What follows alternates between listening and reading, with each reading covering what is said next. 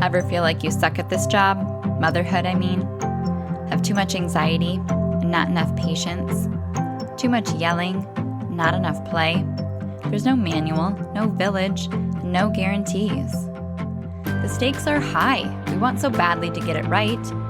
But this is survival mode. We're just trying to make it to bedtime. So if you're full of mom guilt, your temper scares you, you feel like you're screwing everything up, and you're afraid to admit any of those things out loud, this podcast is for you. This is Failing Motherhood. I'm Danielle Bettman, and each week we'll chat with a mom ready to be real, sharing her insecurities, her fears, her failures, and her wins. We do not have it all figured out. That's not the goal. The goal is to remind you, you are the mom your kids need. They need what you have, you are good enough, and you're not alone. I hope you pop in earbuds, somehow sneak away, and get ready to hear some hope from the trenches. You belong here, friend. We're so glad you're here.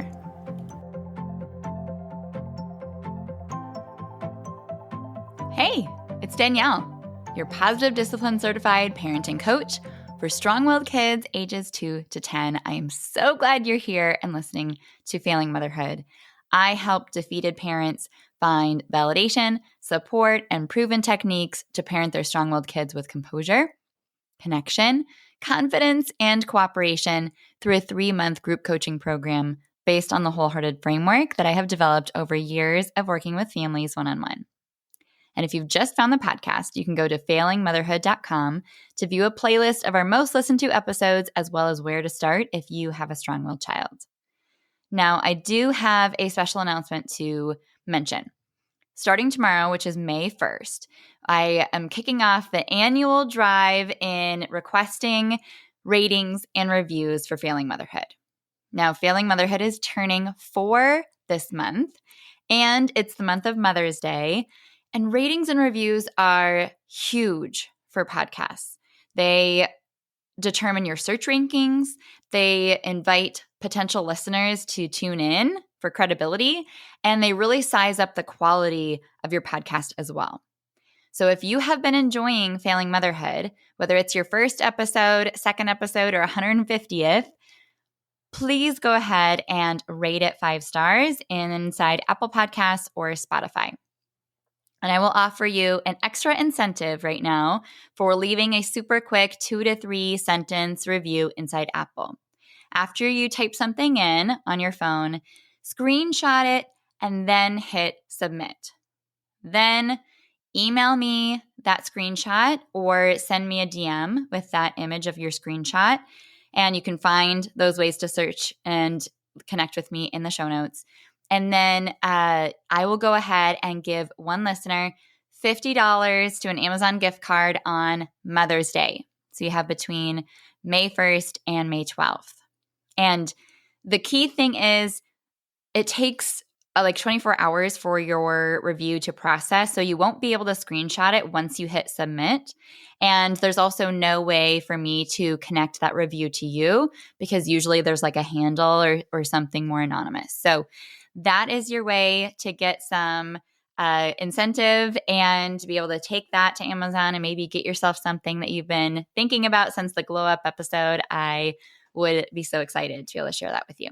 So I have some really exciting interviews coming up as well. In June, we're going to do a Failing Fatherhood quick series before Father's Day, and there's so much good in store. So make sure you are following the podcast as well to get every new episode in your favorite app. It's also on YouTube. I just was able to convert everything. It's still audio only, but it's there as well if that is an easier way for you to hit play.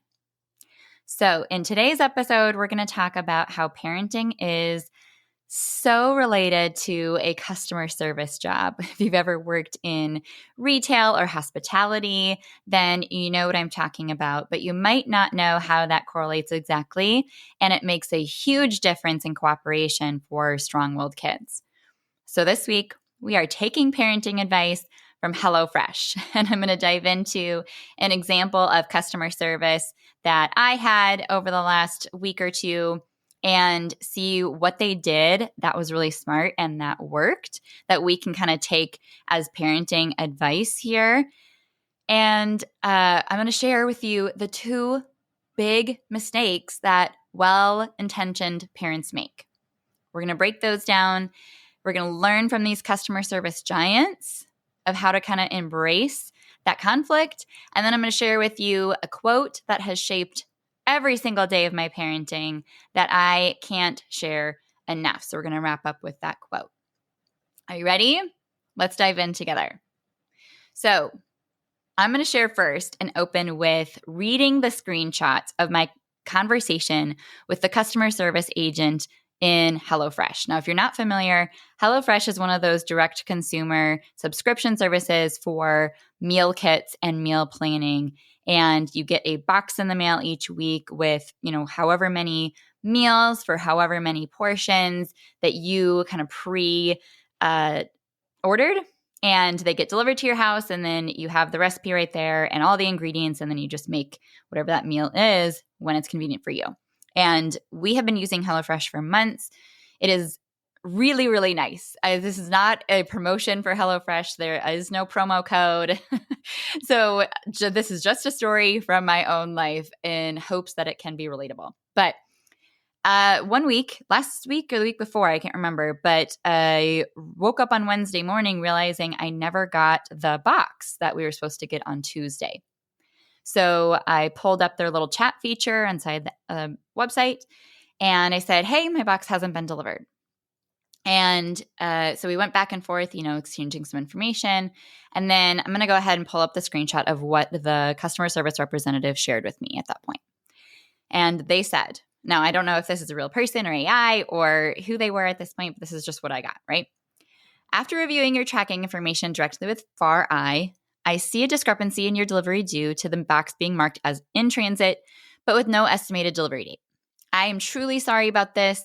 When the box arrives, there is a chance for the box to already be damaged. Let me credit the full box and make sure you get taken care of right away. If the box does arrive, I recommend not consuming any of the items to avoid any safety issues. You are very important to us, and we don't want to ruin any risk. Please allow me a moment, and I will soon provide you with the amount and the solution for this. Then in the next message, I have your credit ready. I am issuing a credit of this amount. The credit will automatically apply to your next full price delivery on this date. The credit on your account does not expire and only applies to your subscription, which means you'll still have to cover the shipping fees. I know this is not enough to compensate for the experience you have encountered. As a customer, I wish I could do more for you, but I have to follow specific procedures. Since you were not able to enjoy your box, I'm also refunding the shipping fee to your payment method in the amount of blank. Your refund will reflect within 5 to 10 business days. So then I asked, is it possible to resend a new box yet this week? And they replied, I wish I could replace the box myself, but since we utilize local suppliers in the area and process the boxes 4 days prior to scheduling a delivery, we are not able to get another delivery with the same meals out to you this week. And so the reason I screenshotted that conversation was I just ended up texting that to my husband. And he was traveling for work. It was the easiest way for me to just convey the same message of, we didn't get a box this week. Here's what I asked. Here's what their answer was, by sending those screenshots.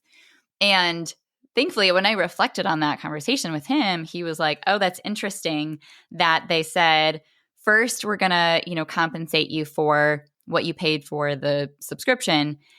And then once you're asking, well, what about the shipping fee? That's not fair. Then they swooped in with, and we're going to compensate you for or refund the shipping fee. And that'll be a direct thing to your credit card. And here's where that was. So then they were anticipating what your questions were going to be, what your frustrations were going to be. And in my opinion, I think they adequately responded to the level of inconvenience and, frustration that I could rightly feel as one of their customers that was planning on these meals for this week.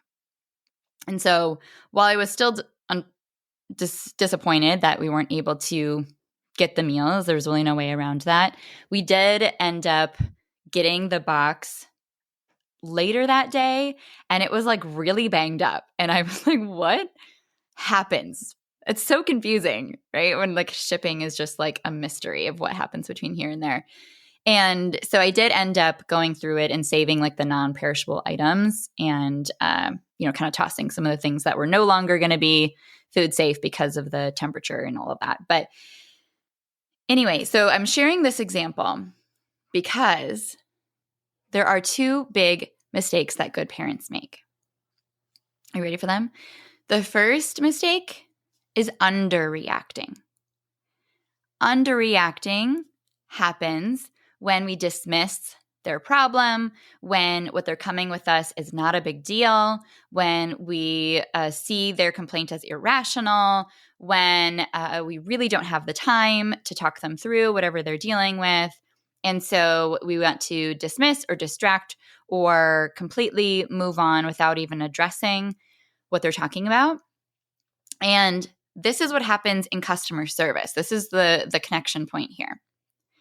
When a customer comes with a complaint to an employee, when the employee, the customer service agent, underreacts, says, oh, whoops, sorry, sucks for you, nothing we can do.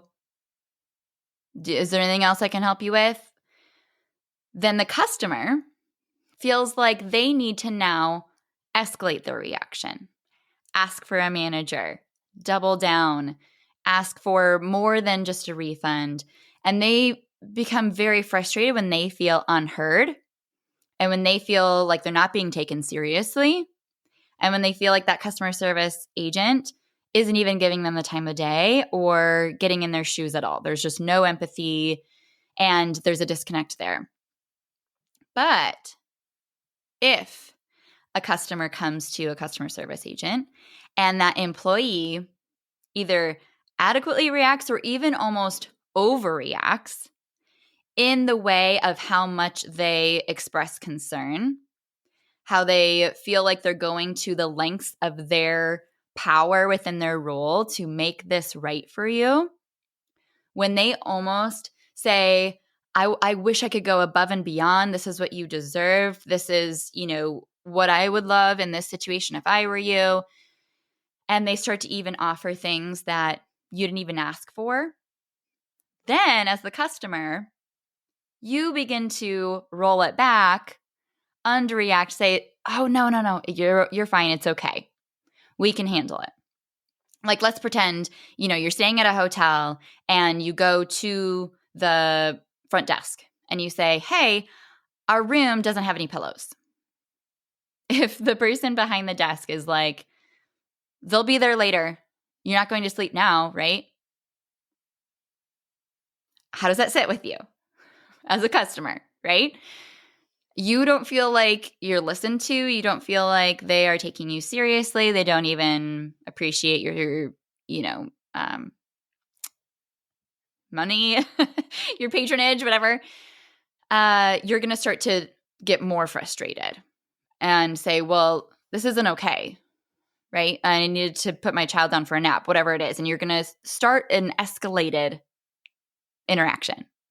But instead, if that front desk person said, oh my gosh, I am so sorry. I need to make this right for you.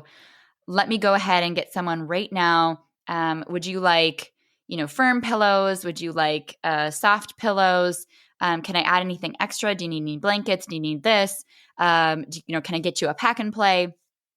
Then all of a sudden you're rolling it back. No, we're fine. All we need is 2 pillows. Thank you so much. Just a firm and a soft will be good. And then they're continuing to say, is there anything else we can do for you? I'm so sorry that your room wasn't, up to code. That's very the exception to the rule for us. What else can we do? And then you as the customer have now, not only have they mitigated this conflict, but they have built your trust. What started as a conflict has now created credibility and a trust point where you might even go and recommend this hotel because they were so responsive and they showed that concern and they wanted to make it right, as opposed to blowing you off when it could have been the same problem at a different hotel. It was all about how they handled it. And they may still have only been able to get you 2 pillows, but it's all about how they handled taking you seriously and hearing you out. So we often make the mistake of underreacting as parents because you might think, well, I don't want to feed into this. I don't want to feed the fire. I know that they're wanting something that they can't have. I need to shut this down. I can't feed into it because then they're going to think that they can get it. Or you feel like you're taught that you need to ignore them. If this is a negative behavior, if you perceive it as negative, you need to pair that with something negative so that they aren't convinced that this works and they'll do it again. So you might even just try to close your eyes and dismiss it, hope it goes away and stop or walk away. But what if a customer service agent did that to you? That's how your child's feeling. They're feeling ignored. They're feeling dismissed. They're feeling unheard. They're feeling like you don't care, or you're not willing to hear them out, or they are wrong or bad for wanting what they're thinking or feeling what they're feeling. And they begin to feel very justified and like it's necessary for them to escalate, double down, ask for the manager, tell you all of these more reasons about why they want what they want or they're feeling what they're feeling, because there's a sense of injustice there and it's not right. So the first mistake that well-intentioned parents make is underreacting. The problem is there's a second mistake, and that is overreacting. And the overreacting comes when the parent sees and reads the situation and the meaning that they take from it when their child is wanting something they can't have or being quote unquote irrational or continuing to complain or whine, is that they start to feel attacked or threatened. Their fight or flight response kicks in, they feel triggered, and they are reading the room as in, this is a blow to how I'm doing as a parent, and I need to take this personally. And because they feel personally attacked, their defense mechanism kicks in, and now all of a sudden we have a full-on power struggle escalated to a war happening. And it could be about a granola bar that broke or, pillows that they wanted. It's, relatively a simple thing that now has become a full-blown issue. So there's an element of embracing the conflict, and there's an element of being able to adequately respond, not dismissing, but not also taking something personally. So if you are the employee in this situation and your child is the customer, make no mistake, the goal is not to have a happy customer who gets whatever they damn well please, and you just have to keep giving, and all of a sudden you're a permissive parent. That is not what I am saying here, okay? Hear me out. Your goal is to not have your reaction inadvertently escalate conflict when it could just as easily be handled in a much healthier way that allows your child to have their needs met of being heard and understood, and at the same time provide a sense of building the relationship, building trust on the other side of this conflict, rather than being all-out enemies on the other side. That's the goal. And I think that is what good customer service agents really understand is my goal is to maintain and even strengthen the relationship between this customer and our brand, while also trying to hear them out and use my power to help them understand what I can do for them in this situation, and also hold a boundary if there is limitations. Like they can't send out another HelloFresh box this week. They'd love to, but they can't. That's also our goal as a parent in those situations, is being able to empathetically hold those boundaries and not go bend over backwards for things that are non-negotiable.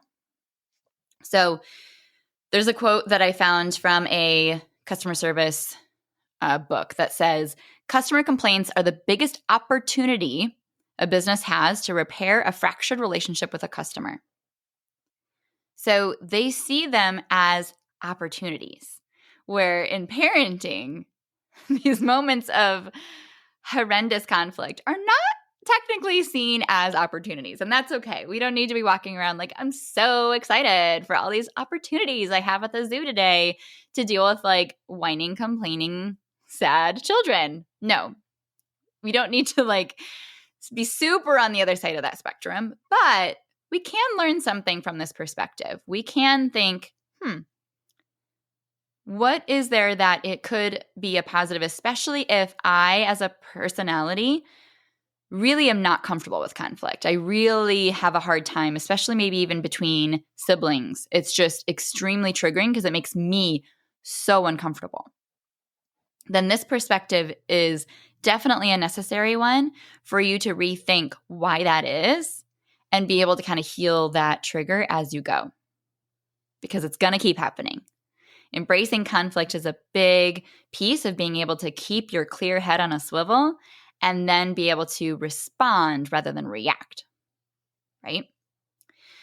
The other thing I learned from this customer service book is where it says the feedback from a customer is either permanent, pervasive, and personal, or temporary, specific, and external.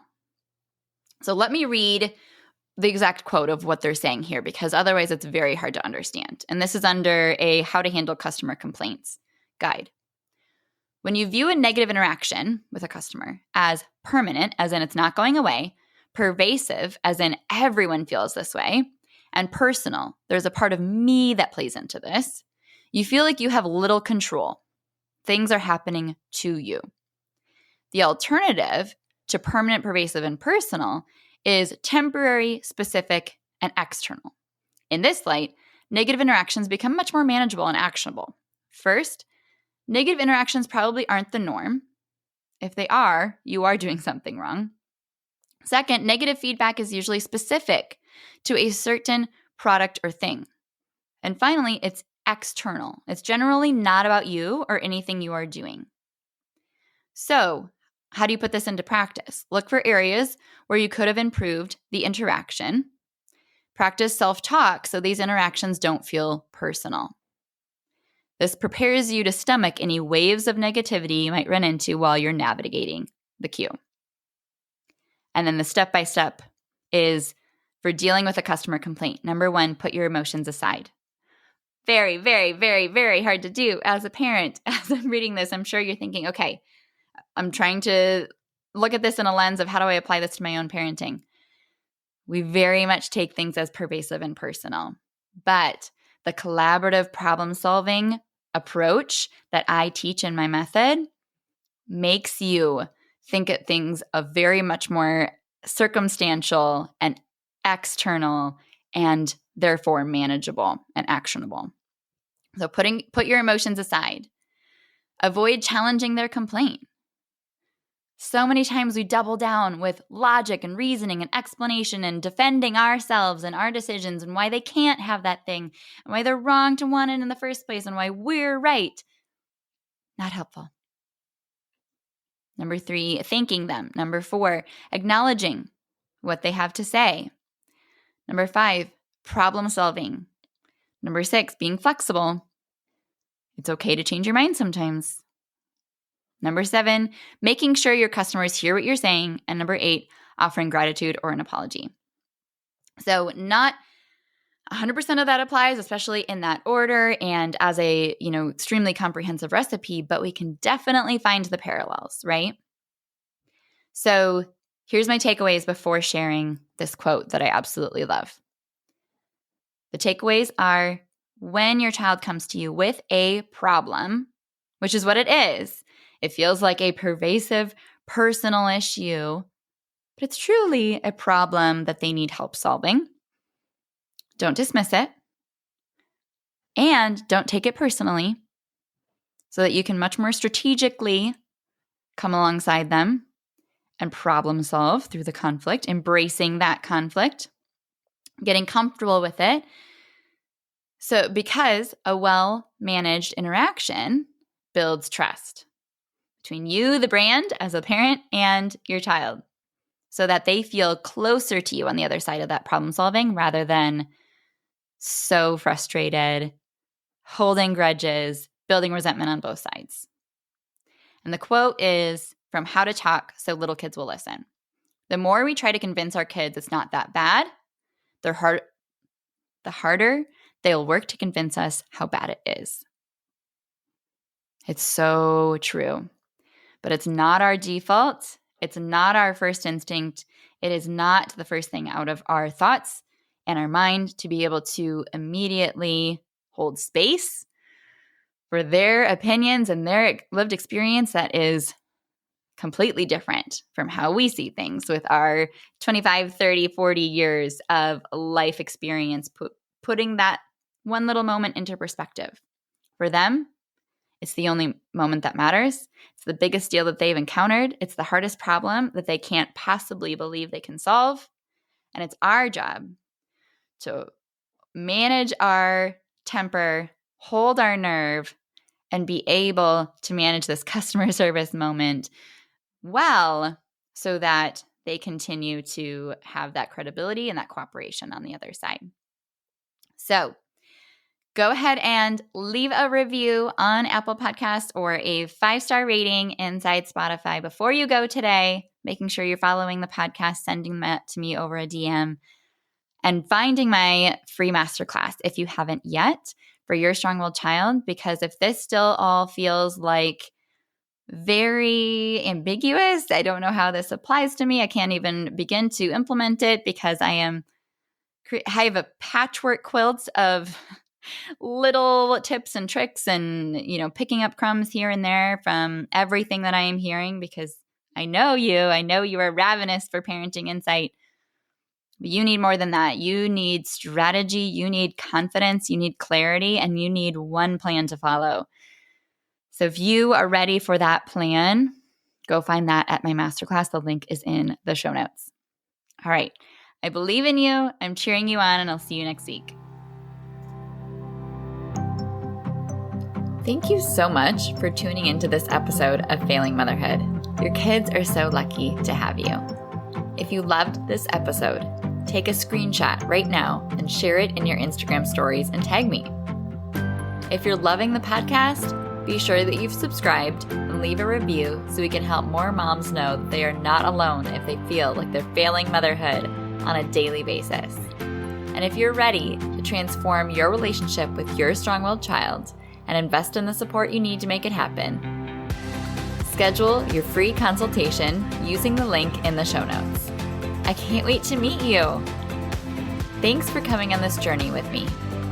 I believe in you, and I'm cheering you on.